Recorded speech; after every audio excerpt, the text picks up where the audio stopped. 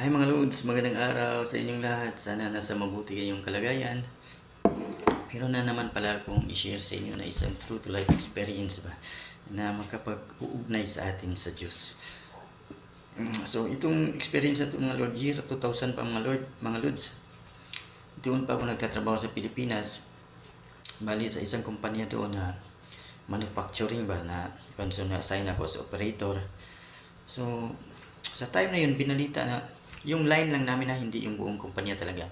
Na parang humina na yung line na assign ako ba. So, sinasabi na magbabawas ng tao, ngunit i-transfer lang sa ibang linya din.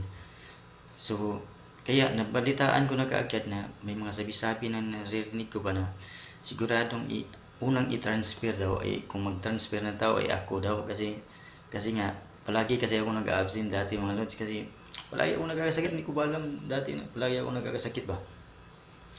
Tapos yung marinig kong balita na yun, hindi ko nalang pinansin, sinabi ko na sa sarili ko na totoo naman yung sinasabi nila at saka kung i-transfer ako, hindi wala akong magawa. Doon na naman ako magtatrabaho.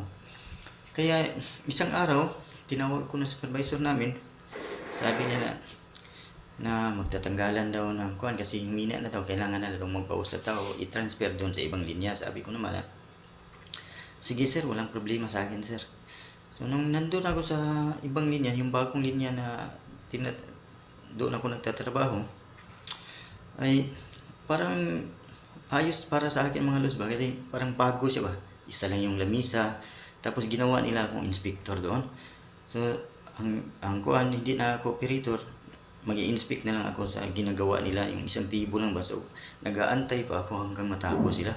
Kasi dati doon sa line namin, grabe, pabilisan talaga doon kasi may hourly talaga na nire-record ba. Tapos pag hindi mo makuha yung hourly, kailangan mo mag-reason bakit hindi mo makuha. Halimbawa panggabi ka, so alas 6 to 6 sa hapon hanggang 6 sa umaga, grabe, hanggang yun talaga, kailangan consistent talaga yung kilos mo. Pag antukin ka, yun ang mahirap.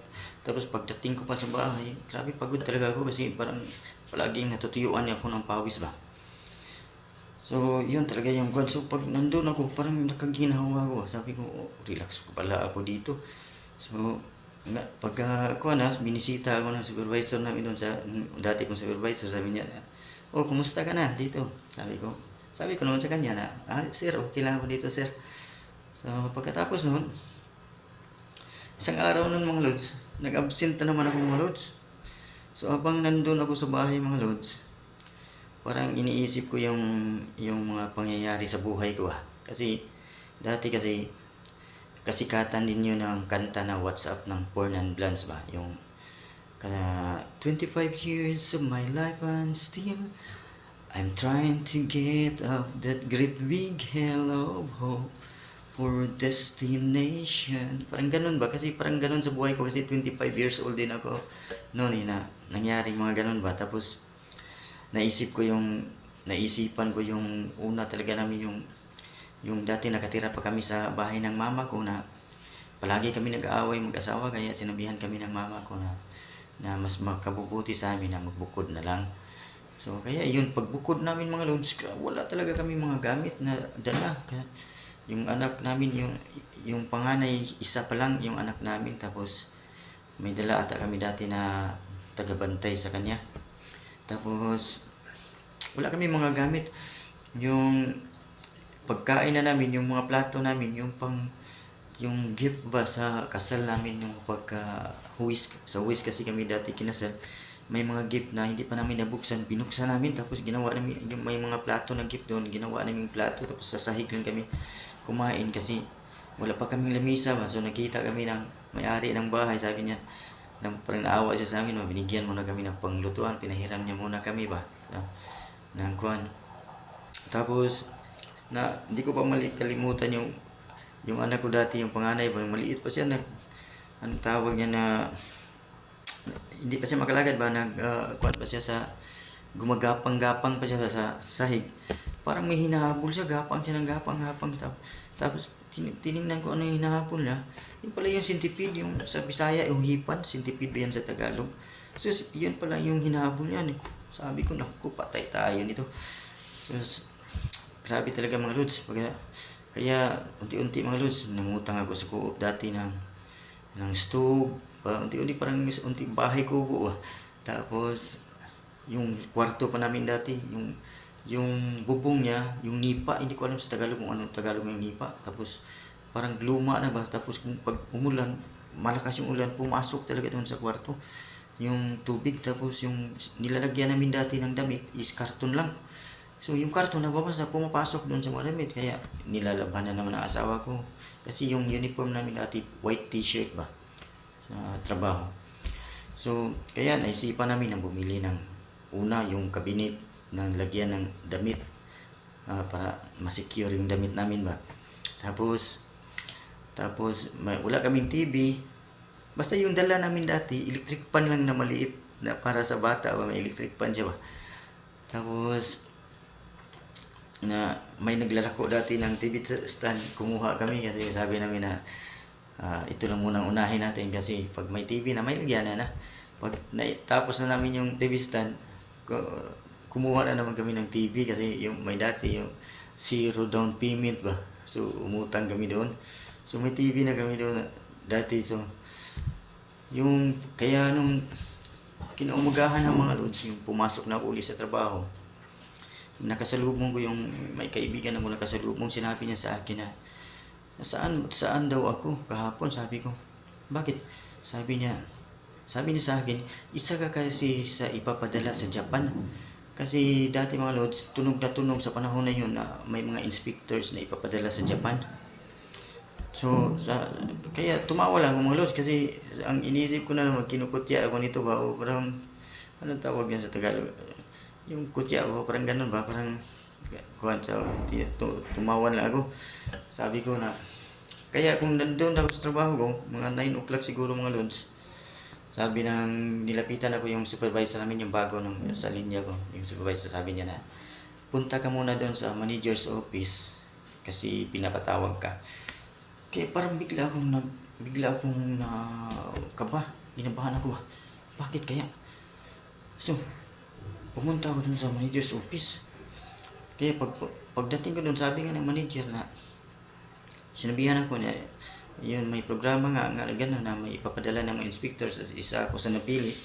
At ngunit kailangan kong i-submit ang mga requirements. Binigyan niya ako ng date ba na masubmit yung mga requirements ko para makaalis ako. Kapag hindi ko daw na-complete yung mga requirements ko, is hindi na ako makaalis. So kaya bigla ko naisip yung papa ko, na yung buhay pa yung papa ko.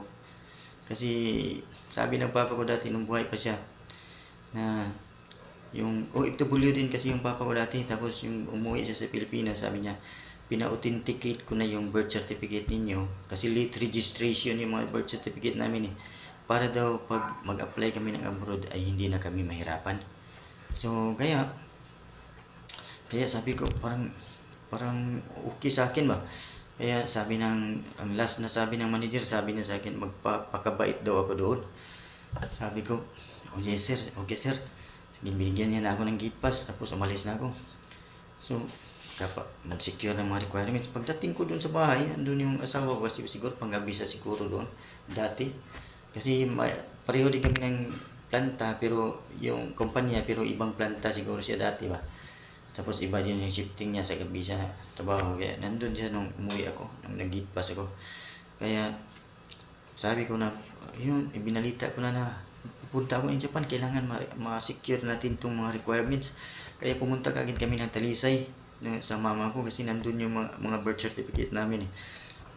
Nung nandun na kami, binalita ko, hinahanap na namin yung mga birth certificate. Kaya nakita namin. Tapos yun, nasubmit ko na. At saka sa awa ng Diyos, na kuan talaga, na nasama talaga ako doon sa pag-alis sa mga January siguro yun, year 2000. So nung nandun ako sa Japan mga lods, doon ko pa talaga nalaman yung totoo talagang istorya ba, na may quality auditors kasi na kasama namin doon, na andun din. Sinabi niya sa akin na grabe, ang taas talaga ng swerte mo. Sabi ko, bakit? Sabi niya, kasi nung pinapatawag yung mga inspectors na ipapadala dito, absent ka noon. Tapos ang daming nagprotesta. Sinabi nila na bakit daw ako ipapadala sa Japan, na absingero daw ako. Bali bad record ako ba? Tapos marami pa daw mas worthy pa kaysa sa akin na pwedeng ipadala doon. So, umabot doon sa manager's office, sa manufacturing, at sa quality department. Kasi yung ako, under ako sa manufacturing, ah, pero yung nagpapadala, yung nagpumipili ng mga inspectors is yung quality department. Tapos, sabi ng quality department daw, sige, kung ito yung reklamo ninyo sa taong ito, manghingi kami ng records na nag-awol siya or absent without notice. Pag may maipakita kayo na record na ganyan, automatic i-cancel natin yung tao na to, papalitan natin ng iba. So, nang hinahanap na daw yung mga files ko, tiningnan, wala talagang maipakitang records na ganun, nag-awol. Kasi, dati, pag umabsent ako, ay nakanotice talaga yung mga loads. Tumatawag ako, may mga reason talaga ba, at saka mga supporting documents pa. Kaya, wala daw nagawa. Kaya, nakaalis daw ako. So, nang marinig kong balita na yung mga loads, parang hindi ko magpaniwala ba, parang iniisip ko, bakit sino ba ko na maging ganito, parang kuan ba, iniisip ko kasi na sa kabila ng lahat ng pangungutya, lahat na mga bad words o mga salitang laban sa akin ba, ay sa time na yun, na-feel ko na parang naging special ako ba. Yeah, parang labis yung pasasalamat ko sa Diyos. Dati hindi ko pa alam yung mga Bible, yung mga salita ng Diyos. Kasi isa akong Katolik na yung nagsisimba lang, walang alam sa mga gano'n. Na alaman ko lang yung mga God's words dito na sa Saudi. No? Pumunta ako year 2010. Pag 2012 yan na nag-start yung mga wisdom ba. Tapos yung, kaya sinishare ko rin sa inyo kasi nakasaad nga na give as you shall receive. So yun ang mga lods. Pag after 3 months doon sa Japan, kasi 3 months lang dati kasi visiting visa lang ba. Tapos after 3 months uwi na sa Pilipinas. So mga April siguro ako umuwi ng Pilipinas noon. Pero yung 3 months ng mga lods, makaipon ka talaga ng pera kasi sa Pilipinas diretso yung sahod mo. Tapos sa Japan bibigyan ka ng allowance dollars na tapos kung may masubra doon sa allowance mo sa pagkain, isa yun na. So kung magtipid ka, makaipon ka talaga. Tapos may overtime pa kami, bibigyan pa kami ng overtime. Pero sa Pilipinas yung computation. So nakadala ako ng kunting pera nung dati mga lods. Pag uwi ko, so, grabe talaga kasi pag uwi ko, punta ka agad kami ng tindahan ng mga gamit. Bumili ako ng refrigerator, yung karaoke dati na usong-uso yung sharp na karaoke dati. Bumili ako, tapos salasit, tapos basta isang truck nagparking doon sa nirerentahan kong bahay dati. Biglaan ng mga lods, uso pa noon yung cellphone din na 3310. Nagkaroon kami ng mag-asawa ng cellphone na gano'n. Tapos magbi-birthday din yung anak ko, balang ika-second birthday niya o i-third birthday niya ba. So nakabili ako ng lechon, daming bisita mga lods. Tapos yun talaga parang bigla yung kuan ba. Tapos yung mga lods, nasundan pa ng 2 beses yung pag-alis ko ng Japan. Bali 3 times akong umalis ng Japan ba. So kaya napagtanto ko ba na kapag ang Diyos talaga mga lods, kapag gustuhin talaga ng Diyos mga lods at ibigay sa iyo, ay walang makakadlang. So dito lang muna tayo mga lods. Sana may napulot tayong magandang aral ukol sa Diyos natin. So mga lods, magandang araw sa inyong lahat. Bye. God bless.